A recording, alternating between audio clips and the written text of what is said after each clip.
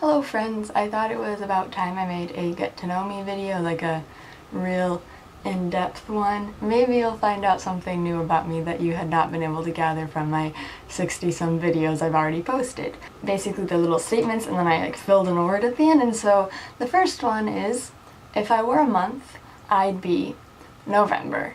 And I chose November because my birthday's in November. I love the way the trees look when the leaves are changing colors, and I have lots of memories of November of raking leaves with my family and jumping into the piles and stuff like that, so that's why I chose November. If I were a day of the week, I'd be Thursday. When I was little, in elementary school, I really loved Thursdays because I loved the anticipation before Friday. Thursdays are always so much fun for me. Next is, if I were a planet, I'd be Mars.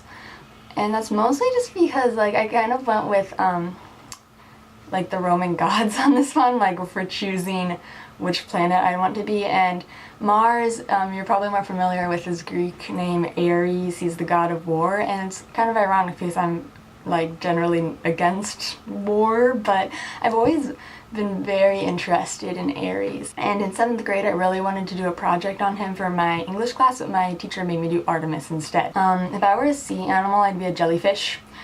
I really like jellyfish. I think they're awesome. I like the way they look, and they look so delicate and pretty, but at the same time they're hardcore and they can mess you up, and I like to feel like that's a metaphor for who I am. If I were a flower, I'd be a marigold. In kindergarten we did a project where we grew marigolds in little styrofoam cups in class, and I remember bringing them home, and my mom let me plant them with all of her flowers in the flower bed, and I really loved that. If I were a color, I'd be light yellow, simply because that is my favorite color. If I were an emotion, I would be delighted. I think delighted is just better than happy, because anybody can be happy. If I were a fruit, I would be a blood orange. If you've never had one, you should try one at least before you die.